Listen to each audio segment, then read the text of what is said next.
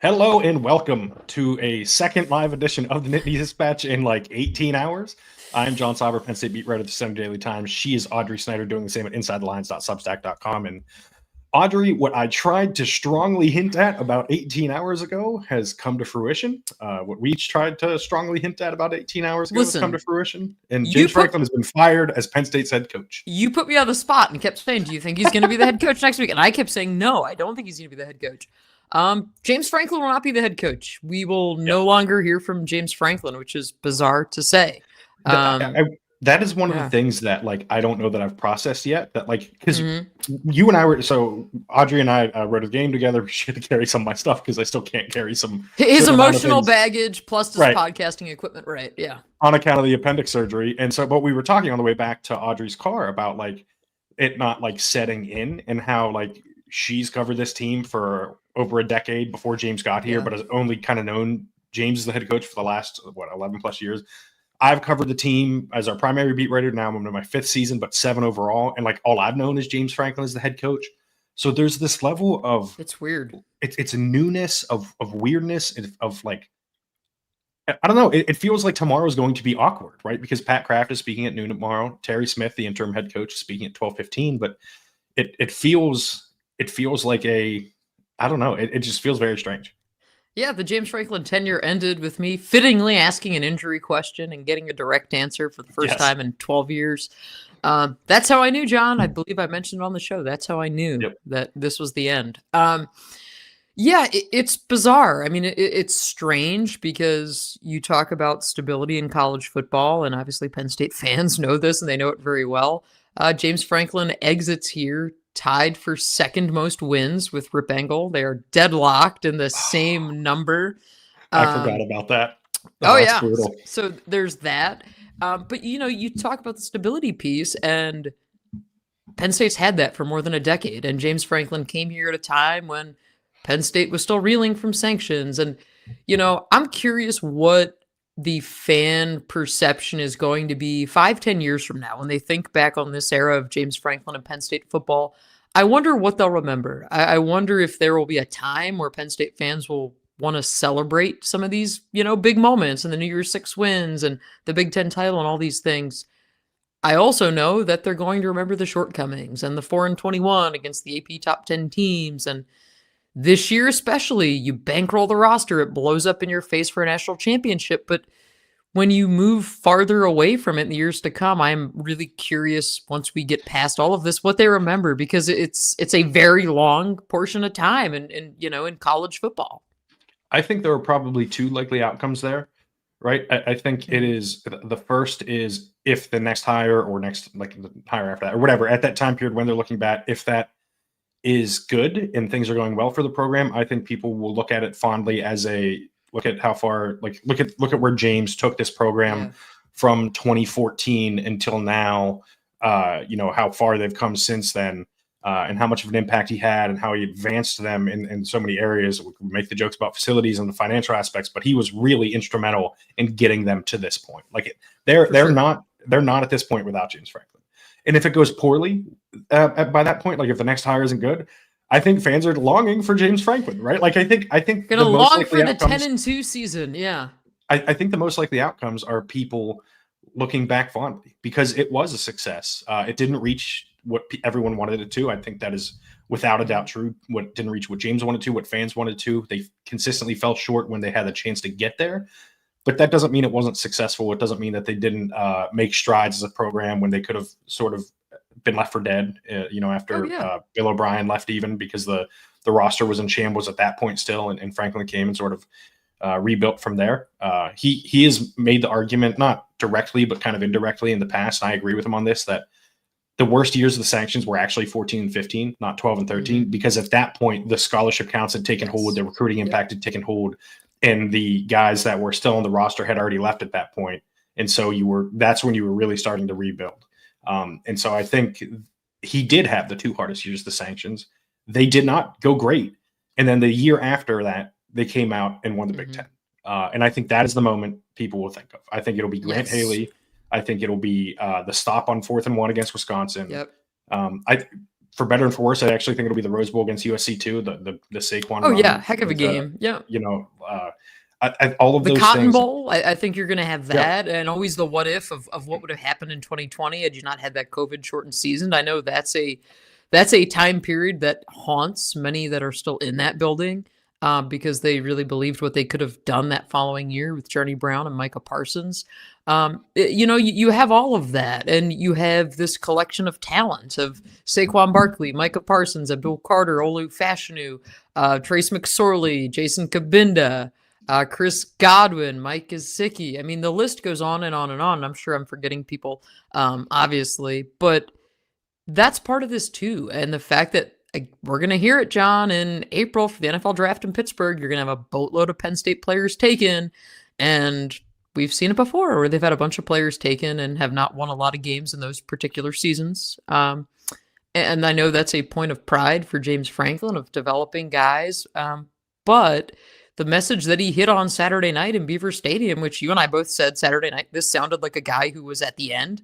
He sounded like he had enough. When you ask him directly, do you still want to be the head coach, and you don't get a yes or no answer? Like, I think everyone involved at that point knew that this was untenable and you couldn't keep doing this. It became too toxic. The fan reaction was too much.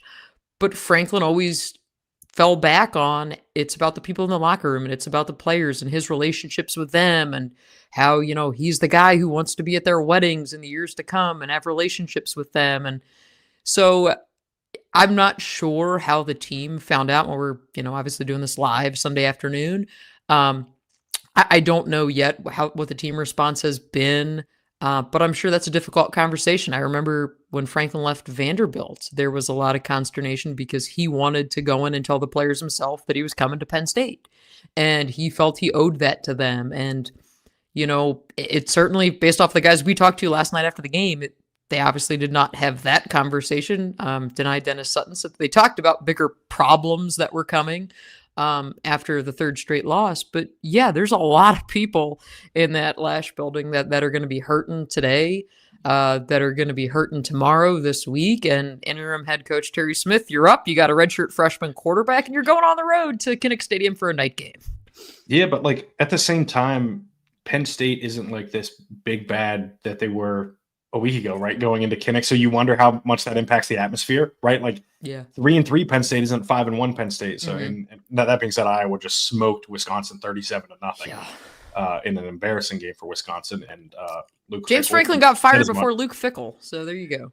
That's crazy. This is the thing that I think I'm kind of, and we'll get to potential candidates and everything too. Don't worry for those of you watching live and listening. But the fact, I never thought it would end with James getting fired. I always thought it would end with him taking another job. Like a mutual, Yeah, or some situation where he goes, and we'll talk about potential options for him too, because I could see this going either way. He's either going to get another job right away and get right back into it, or I don't know, Penn State's going to own a lot of money.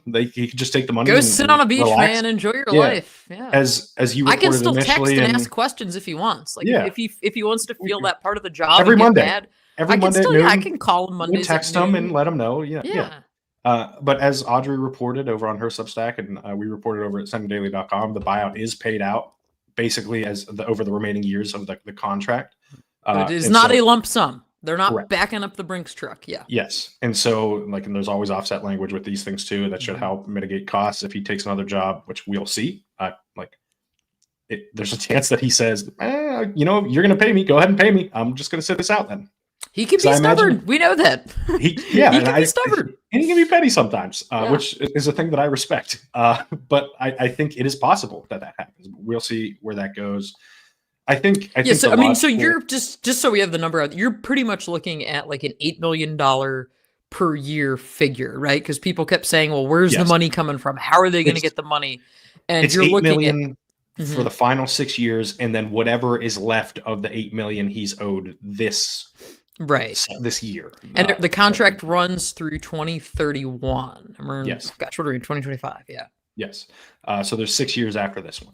But yeah. So James Franklin could conceivably make 4 to 6 times 8, $48 million to sit around and do nothing through 20. Well, there's a little riddle. 6 times 8 is 40. elementary school. It's stuck. No, I don't. Some so of us he, didn't go to elementary school in the 30s. harsh. It was the 90s. So he could sit around and collect this money, but the way the man is wired, I struggle to see him staying out of the game more than a year. Totally Like, agree. I think I remember him saying before, like, when he goes on vacation, he gets bored really easily. And back in the day when his kids were little, he's like, yeah, we go to the beach. We're not sitting on the beach. We're walking up and down and doing push-ups because, like, I'm bored. I'm making recruiting phone calls. Like, there's going to be a massive change just in the day-to-day life of James Franklin. I mean, think about this, John. And I went through this in April when my job was eliminated very abruptly. I'm sure Penn State did better than just giving James a Zoom link and telling him it was his annual review. But just a real quick timeout. It's important that you say that tomorrow at the press conference where Pat Kraft is speaking and James Franklin, Freudian slip, where Terry Smith is, I don't think James is going to be there. And Terry Smith is speaking, that I will be there as a beat writer who covers the team, and Audrey Snyder will be there as a beat writer who covers the team. That won't be the case for every national outlet. I'd just like to point that out because they decided that this isn't worth it. You will have a lot of national outlets. We saw it yesterday. We've seen it the last 2 weeks. You'll have national publications taking the quotes, which again, they're out there on the transcripts, taking the quotes, the people that you and I ask the questions, the local people, and turning those into stories. And I get it. That's their job. I don't fault them for that. Yeah. But there's a level of nuance to what the local people do that matters, and it matters especially during times like this when coaching staffs are changing. And so we'll be there. We'll continue covering it. Go ahead. To be totally truthful, one of the reasons that I was able to say on the podcast last night about all of that was because I was here. Like I was like, you have conversations with people. And yeah, that's obviously an important part of this, and we're happy to bring that to everyone listening and watching. And if you are watching on YouTube, don't forget to hit the thumbs up button down below, hit the subscribe button. That really helps us out. And if you're listening after the fact, don't forget to leave those 5-star ratings and reviews on Apple Podcasts. We greatly appreciate it. But yeah, this is one of those things where it is important to be here, right? And it is, the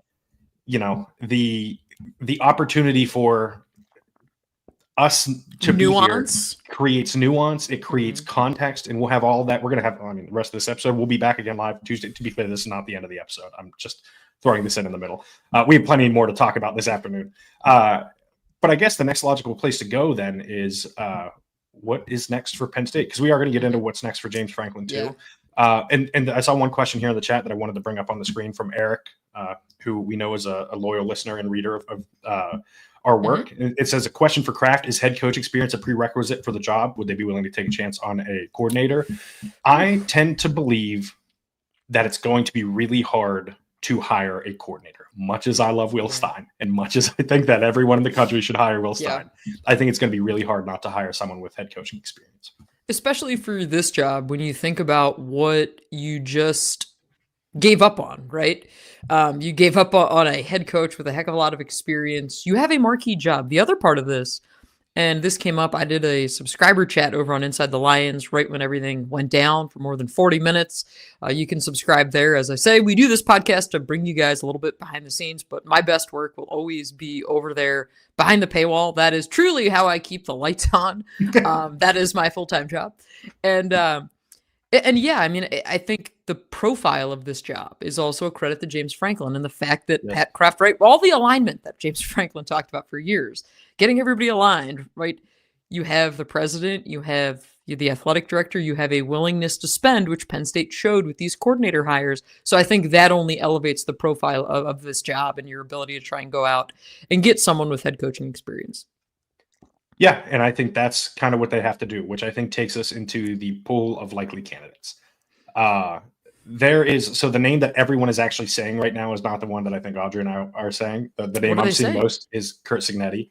And I said last night, and I'm willing to, things can change. I'm not, it's fully possible that feelings change, whatever, like people change their mind about things. I don't believe that Curt Cignetti is going to be the next head coach at Penn State. Possible that it happens, possible that things change. I don't believe that will be the case. The name that Audrey and I are both thinking is Matt Rhule. Yes. It is going to be the name until it isn't, until somebody says definitively that it is. In fact, John, I've already heard from folks who cover Nebraska right when this happened. It said, well, get ready for months of will he, won't he. And can you imagine, right? Nebraska comes here in November to Beaver Stadium. Yeah, going to be a fascinating subplot to all of this, because you talk about obviously Pat Kraft's ties, connections to Matt Rhule, going back to Temple. They're friends. They're really close. I think there's also maybe the conversation that probably has to be had of, do you want to work for your close friend, right? Could that ruin things? Penn State's going to do their do you want due your diligence. biggest hire to be, because your legacy? to be clear, this is Pat Kraft's legacy, right? Whoever he hires here, and Beaver Stadium too, I think. But I think it's mostly who he hires the next head coach. Are you willing to stake it on someone that you're close with, right? Like that, or do you kind of avoid the risk of the because actually, especially if they go 11-1 or 10-2, I actually don't think Matt Rhule was like some crazy hire that is just, you know what I mean, nepotism or whatever. I think he would think that's a worthwhile candidate. And you look at Baylor and what he was able to do there, obviously Temple, like there's a body of work that suggests it, but also, and frankly, Nebraska, like when you have Nebraska rolling too, do you want to come here? Like now, I guess state college guy, all of that, but do you want to punt on Nebraska for this job? That to me is another really interesting layer of this. I wanted to mention this, John. So the benefit of Penn State making this change now in October as opposed to waiting to January, right? Obviously, there's financial ramifications with the buyout, knowing a little bit more money now and those kinds of things. It's actually the funny thing is they technically aren't going to owe James anything extra now, because they would have had to pay him the rest of this year anyway. And he had a retention bonus then too. That would have hit at the end. But they would have had to pay him, like they're just paying him like he's still the head coach, and he's not the head coach. Oh, so that's true. Like, it's not like it's additional. It's like money you already had allotted. Yeah. Unless I see how you're. I'm not thinking of it unless Terry Smith got a pay bump. Like this is essentially the same fine, which he might have. Which I honestly probably think. Yeah. But like it's not that much different. But I think the point of all of that is like you look at it and you say, okay, you've got several months to do your due diligence to make this hire, to really have your pick of the candidate pool, because you're out ahead of it. And you're also doing James a solid if he wants a head coaching job. If he doesn't want to sit out, whatever, he's going to have time to figure this out, which again, probably language to offset some things in the contract buyouts. But yeah, I mean, you have a lot of time, but internally, what does this do for your roster and for the rest of the season? And the one thing I do want to mention, because I've seen a lot of, well, are guys going to opt out, or is this, who's going to play, right? Your season's a lost cause. You're already playing for pride, all those things. The angle that changes some of this that I think people really need to think about, because it's new, is rev share. Yes. And if you're not playing, if you're saying, hey, I'm done, you're not getting the check. If you signed a contract saying that you're going to play, bowl games can be different with these things, but if you signed a contract, play these regular season games, you're probably going to play these regular season games. So I would be surprised if there were mass opt-outs or anything like that. But yeah, to go back to Rhule real quick, I think right now he's the most likely candidate. We'll discuss more candidates in depth in the future, but I think he is the name to keep an eye on right now. It is funny. I talked to someone who worked in the NFL and everything, and right after this happened, and there was like the first name that they mentioned was Urban Meyer, which I was a little surprised I've seen by. some of that too. Can we not do that? I don't want to think about it. Like I don't want to deal with it. Can we not do that? Can we not do Nick Saban? Can we not do bring Bill O'Brien back? Because do you see how BC's going? Are we gonna? Let's just Jay Wright. Yeah, the whole way to Penn State men's basketball. Last time they needed a head coach, everyone was saying I thought you were meaning another Jay and mixed up your last names. No, I meant Jay Wright. Yeah, so this is making a joke. Do you want to take some questions here, because we do have some in the chat? Sure, let's do it. First one here. Did James Franklin lose the team? Was this a players tuned him out situation? I don't know if. To me, Audrey, this is an absolutely not. I don't think they tuned him out. I think their effort was not there. I don't think it was because of him. I think it was because of the Oregon game. I think because of Oregon, that was we're cooked. I don't think the message got stale or anything like that. Like, I think there's a genuine bond between him and his players, and we can think that some of it's cheesy and corny, but the guys buy into it and they come back to see him and they care. And so, here's it's not a question, John, but the man just got his office redone. Like whoever gets that next job, man, that Lash building is souped up. Yeah. Also, think about all the It's a really nice signage office. they're gonna have to change, right? Like this of is the thing. core values and all that stuff. Like that's gonna be also. While I'm thinking of it, it's a great time too because you are rebranding with Adidas, so you're gonna have a fresh brand either way. Yeah. Totally agree. One comment I'm going to throw up here just because I appreciate it. Shouting out both Audrey and I and some other great beat writers on the beat. We appreciate all of you guys. Appreciate that you appreciate our work. The one question here about the portal potentially losing guys over the next few weeks. So I don't really. I don't. So the rule. So what changing. is the portal window? Yeah. I don't know if it is officially changed yet. I do need to look into this. I did not anticipate needing to look into this. I meant to do that this morning and did not. Yeah. Things have been happening, but the old rule was that guys could go in the portal for 30 days after a coach is fired. The new rule, which I don't know if it's been implemented yet. I know it wasn't. Not to be confused with Matt Rhule, the new rule. Yes. The new rule is that players can enter the portal after a new coach is hired. So I don't know if that's been implemented yet. We'll look into that. We'll have more answers for that on Tuesday. Again, this has been a lot today. Someone mentioned that Adidas drove the firing today, and it's the reason that happened. Pat Kraft made this decision. This was not Pat the three-stripe life. As much as I like the three-stripe life, it was not them. I put in the lead of my story last night, which you can read over on SnyderDaily.com. Don't forget to read Audrey at InsideTheLines.substack.com. Was that I watched when the game ended. My eyes were on two people: James Franklin and Pat Kraft. James Franklin went right toward David Braun to congratulate him. Pat Kraft went left. They did not interact on the field. They did not interact when I saw Pat Kraft go down the tunnel. And by the time James got through the tunnel, I did not see them. And that to me was telling because they're always interacting on the field. They're always, even after a loss, like Pat is like consoling James, whatever. It is, it was pretty clear, I think, in that moment that was the, again, I talked to people and everything too, but like you see that and it's like, oh, like this is different. Well, and the answer too of do you want to coach here? It's a yes or no, and he defaulted to his players, and he said like that's what I'm committed to. Not once did he say I'm committed to Penn State, I'm committed to the administration, all of that. He knew. I think he definitely knew, could sense it. Oh, for sure. The tenor he in answered the those stadium. Questions the way he did. Yeah, it was like, you know what, Audrey. I've dodged your injury questions for 12 years. You know what, Drew? Did his dad say stuff? Sure. We don't need to wait till Monday. He's done. Let's do it now. Yeah. Like, well, he wasn't going to be able to wait till Monday. Question here. Someone said, "What about Brett Bielema? If it were me, hard pass." Bert. Yeah, hard pass. Who can they even afford to hire? I think they could. I would be surprised if they don't swing big early. Like, I don't think money's. I don't want to say money's not an issue, but I would be surprised if they're not able to land kind of whoever they can feasibly land. We'll be eating chicken fingers and hot dogs in the press box for the foreseeable future to pay for this coaching hire, right? Someone mentioned Bob Chesney. That's actually a name that I mentioned in my story over on SnyderDaily.com. I think Bob Chesney's really good. Was awesome at Holy Cross. Is doing awesome at James Madison, despite Cignetti leaving that roster. I was going to say, is that your next Curt Cignetti? I don't even know if it's the next Cignetti as much as it's like the next, like, because he's so much younger than Cignetti. He's like 20 plus years younger than him. Like he's the next like up and comer. You know what I mean? Like I could see him being the next Dan Lanning. I know it's a different background. John, you say this, and this is like you talk about us still processing. When you say all that, and you say the young up and comer, I'm like, if you get some young guy that comes in here, wants to take on the world, all gung ho. What kind of media policies is he going to have? Is he going to want to talk about injuries? Is there going to be a parent policy? Can I just call parents? Can I report on scrimmages? Like all the stuff that fans don't need to care about, but that impacts our day-to-day life.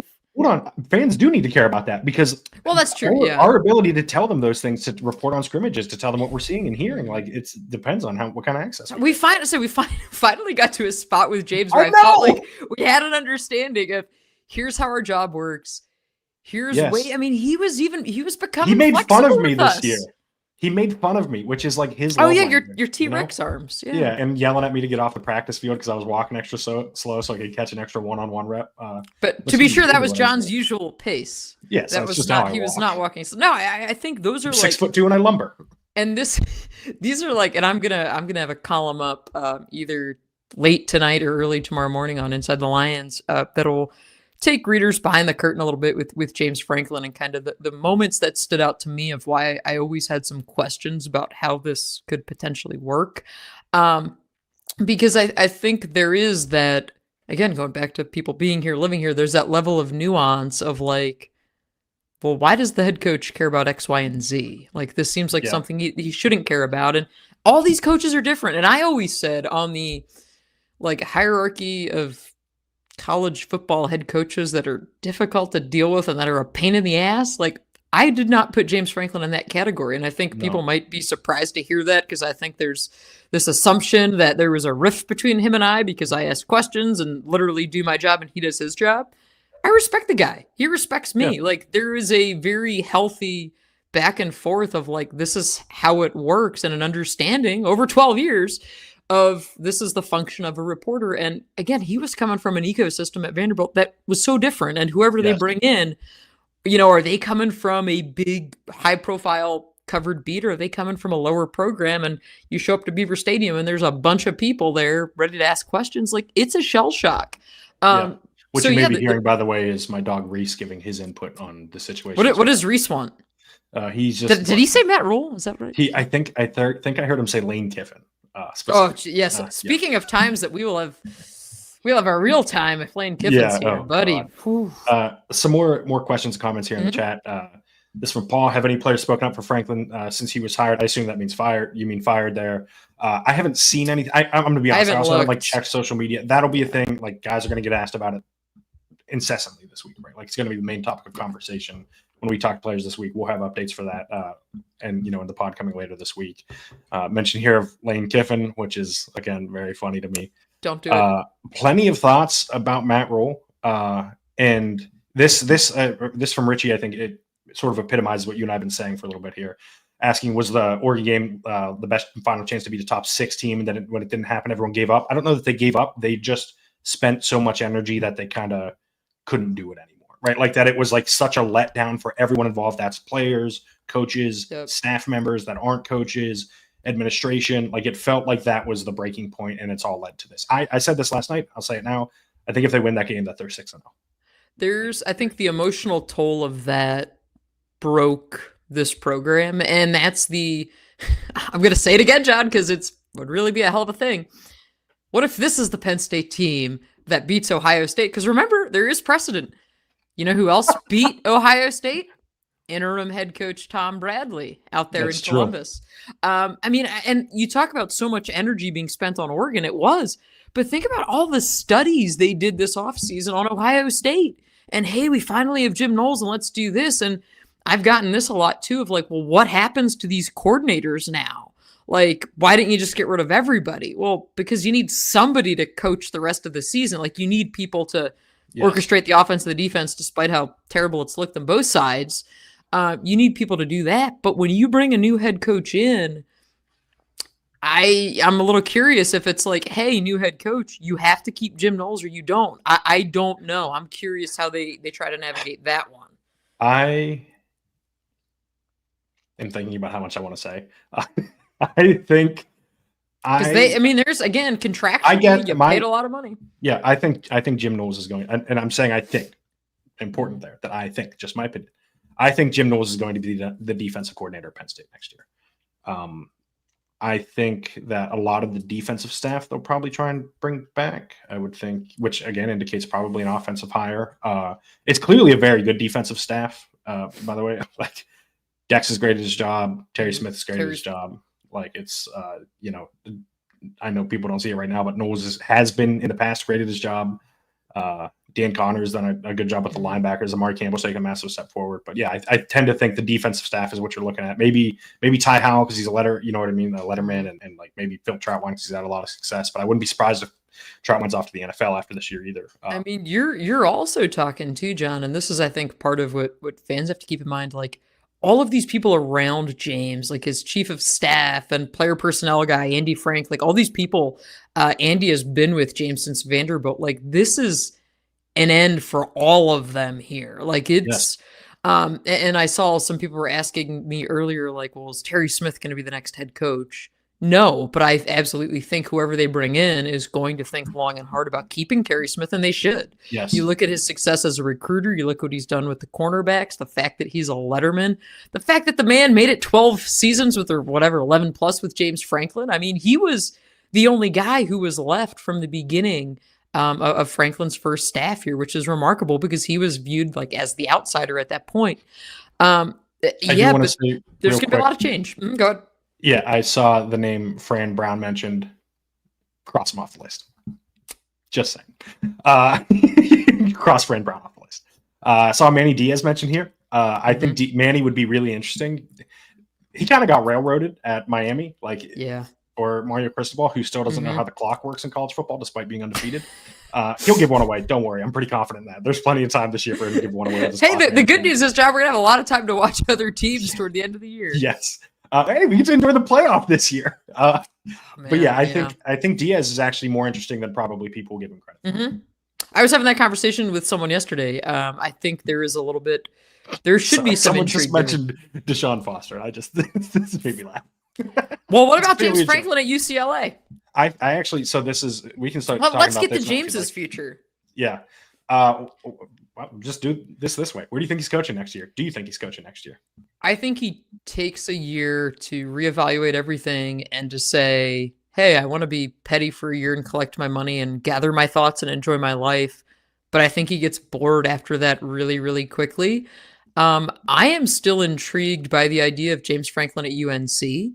If they can get out from under the Bill Belichick fiasco, I think that could be a really good spot. Clemson would be fascinating. Kicking and screaming, though, at UNC. Yeah. Well, Clemson would be fascinating, too. I think that's interesting. Auburn would be really, really interesting. But my leader, UCLA would also be really cool. I think Auburn makes a lot of sense when you talk about the success he had at Vanderbilt and obviously the SEC, and you want to most likely position yourself in one of those two power conferences. But I don't know, John, if you're him, are you just kind of like, let's ride it out? Like UNC, they'd love me if I go 9-3. But he's not wired that way. No, and you said about him taking a year. I think these next 6 weeks are going to be enough. I think he's going to get antsy, get bored. I think Auburn is the one that I'm watching. Yes, I know that Hugh Freeze is still their head coach for now. I saw someone mention Bill O'Brien James for Franklin, Penn State, by the way. Back on the plains. Yeah, back on the plains. Where they went before, they were like complained about it afterward of like, we're not doing this game again. Struggling with more terrible donors. Oh, God, have a great time there. Someone mentioned Bill O'Brien, who is 1-5 at Boston College right now, and sounds like something. No, absolutely not. Let's not do it. I said we're not doing it, guys. We're not doing this again. Yeah. All right. Do you think that's a good place to leave it for now, Audrey? Yeah, the Packers come on in about 10 minutes. I knew that was your priority. Scrolling through here, making sure we didn't miss any questions. Appreciate everyone that is here, following along, watching, listening, all that. We will be back again. Honestly, I say Tuesday at 7 p.m. for sure. There's a chance that we come back on tomorrow after we talk to Pat Kraft too. I'm not ruling that out. We'll I'm keep down you guys for it. updated. An important comment in the chat. I do see Green Bay sucks. Just wanted that. What? Throw that up on the screen. Who's that from? You already know who it's from. Oh yeah, noted Bears fan. Yeah, how's the trophy case, Dots? Yeah, got it. Empty. Got it. For what it's worth, he is currently in my basement watching football. So I knew that was coming. He also commented earlier that homecoming more like home leaving, and I said I'm absolutely not saying it on the air, and now I have. But yeah, right. That'll do it for this episode. We will be back at the latest Tuesday at 7 p.m. I think probably sooner, but we'll see. We'll keep you updated. Follow us on social media where you can find that. You can find Audrey on Twitter at OddSnyder4 and on Blue Sky if you search Audrey Snyder. You can find me on Twitter at John Sauber, on Blue Sky if you search John Sauber. Actually, before I close the show, I'm just remembering something. I think, yeah. John, should I tell them about our friends over at Roback? Let me tell them about our friends at DraftKings first real quick. The rivalries, the marching bands, the upsets. Saturday just got way more fun. College football is back. Think you know the game? Put your knowledge to the test with DraftKings Sportsbook and turn your picks into big payouts. With live betting, rivalry week odds boosts, and more, DraftKings Sportsbook has everything you need to own every Saturday. And here's something special for first-timers. New DraftKings customers bet $5 and get $300 in bonus bets instantly. Download the DraftKings Sportsbook app and use code DISPATCH. That's code DISPATCH for new customers to get $300 in bonus bets instantly when you bet just $5. In partnership with DraftKings Sportsbook, the crown is yours. Gambling problem, call 1-800-GAMBLER. In New York, call 877-8-HOPE-NY or text HOPE-NY 467-369.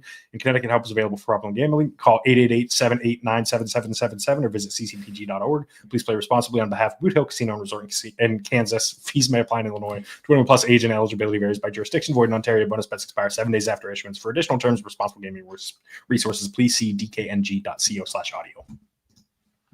John, you're wearing Roback again today, aren't you? Yeah. I am right here. Yeah. You are. Our friends over at Roback, new customers can get 20% off their first purchase of Roback apparel by using code TND20.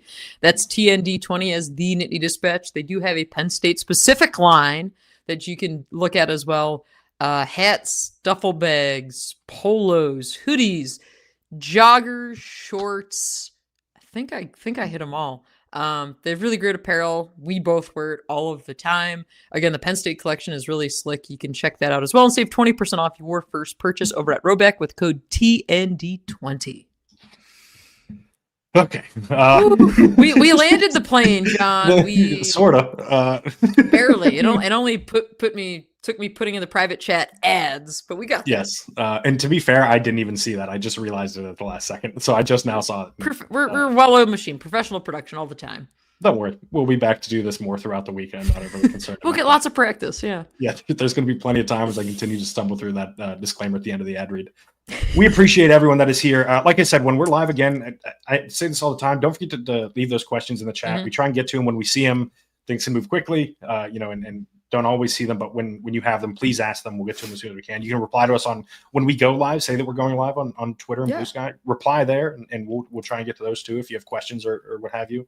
We appreciate everyone that's here. We'll be back probably sooner rather than later. Don't forget to subscribe to Audrey at insidelions.substack.com, and don't forget to subscribe to my work at centerdaily.com.